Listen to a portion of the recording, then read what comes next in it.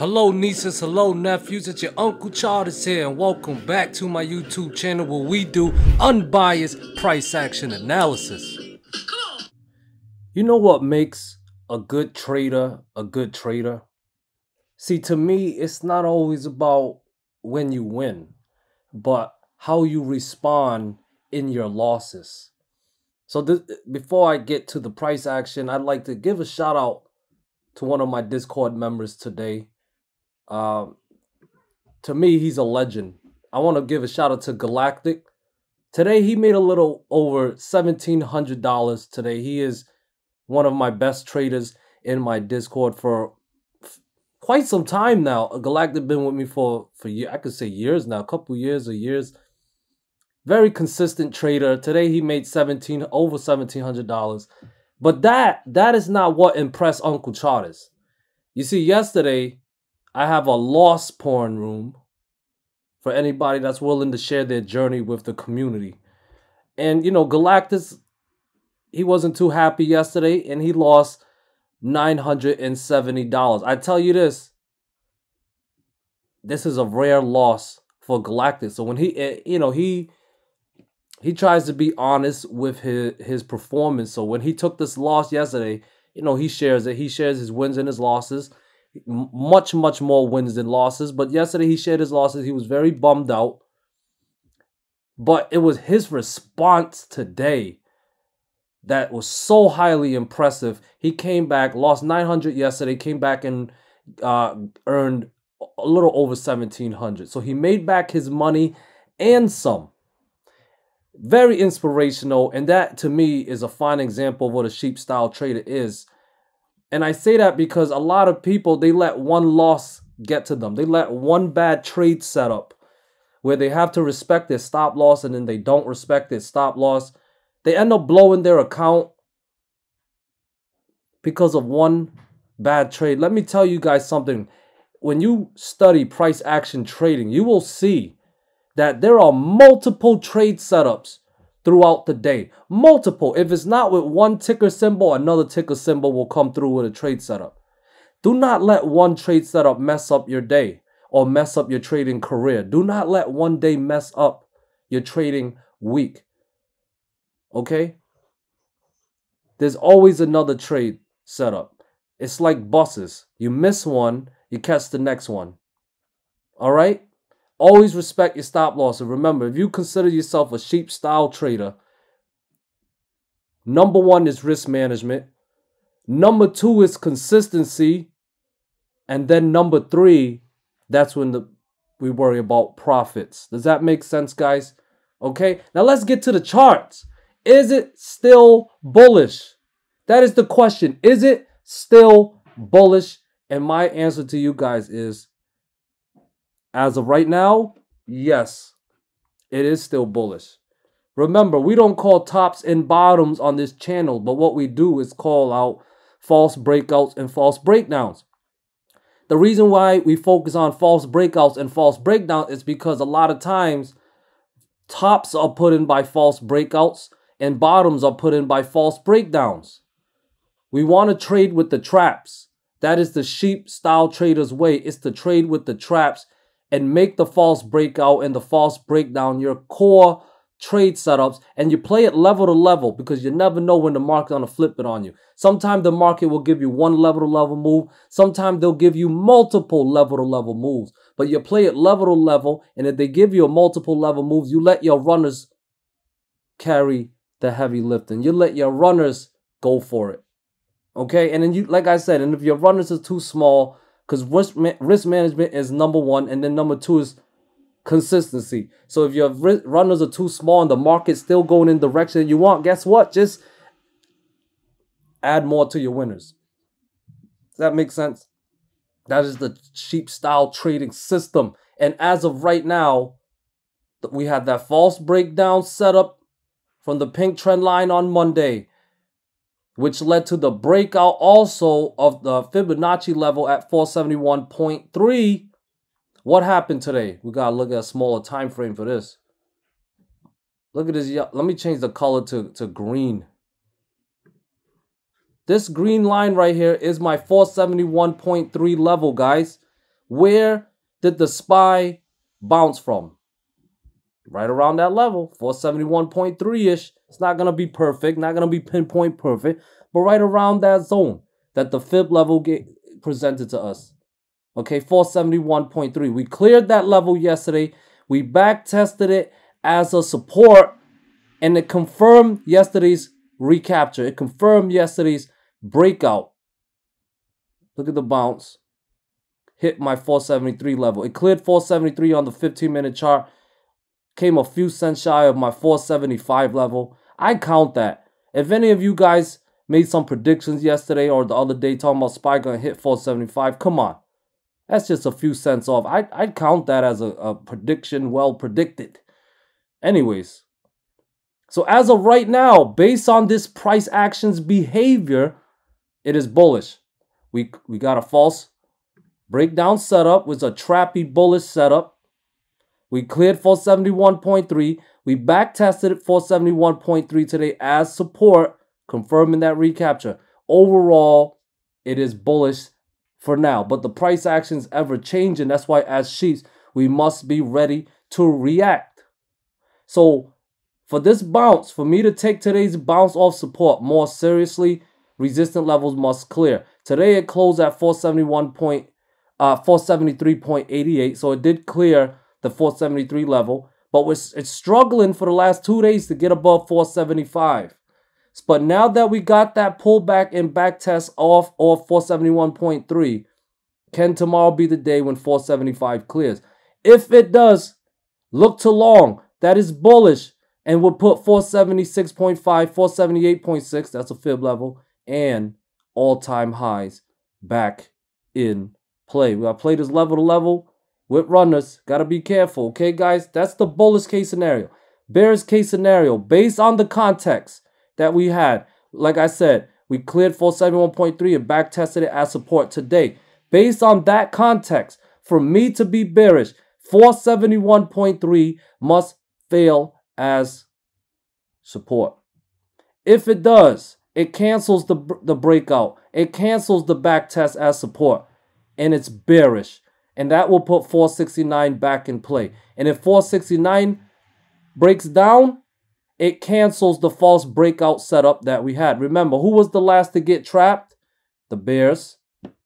Okay? So if 469 fails as support, that bearish trap setup gets canceled. And the last to get trapped, or the next to get trapped, it will switch over to the bulls. That would be our trigger to go short and favor more downside down to 467, 464, possibly even lower than that. Does that make sense, guys? So let's keep it simple. 475 cleared tomorrow, bullish. 473 is support. 471.3 is also support, but if those levels fail, bearish. Below 469, I would be bear bias and favor lower lows. Come on, guys. Was that as simple enough for you guys? Trying to make it simple. Not easy. Easy and simple is not the same thing. Okay, trading is not easy, but I'm trying to make it simple so it can be doable. I believe in you guys. All right. Here's triple Q. Is it bullish still? Yes, it is. It cleared that 1.382 fib level at 405.4. As long as above 405.4, the breakout holds. That keeps 407, 408.8, 410.8 in play with 413 above that. All right, above 405.4, bullish. Below 405.4, bearish. But we'll need a breakdown of 404 and 402 for follow through. That will be the trigger to go short to put downside targets in play. 400, 398.75.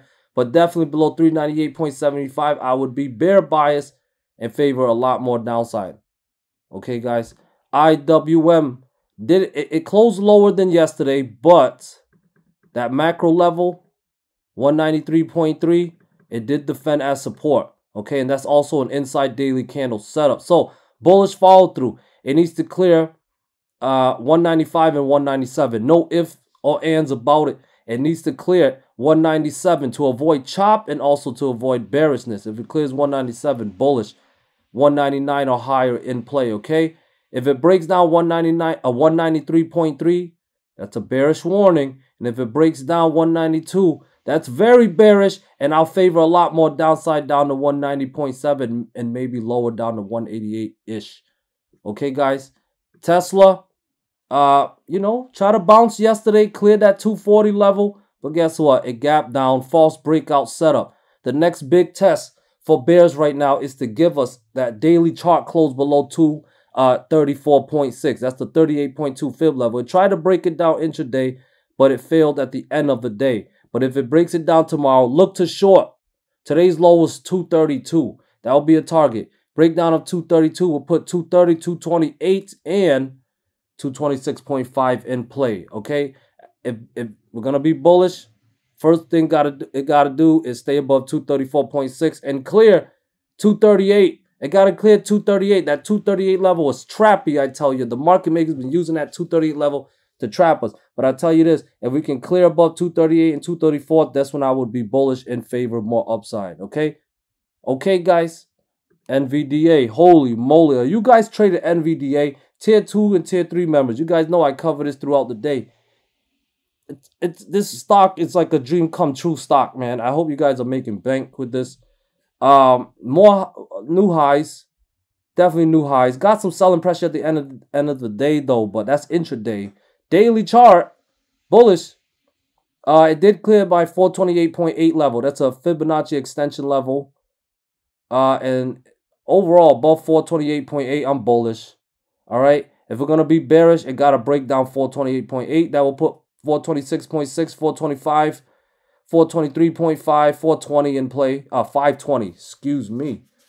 All right, bearish gotta break down again 528.8 and 526.6 to put those lower targets in play. Bullishness, where did it close at? Close at 431.4.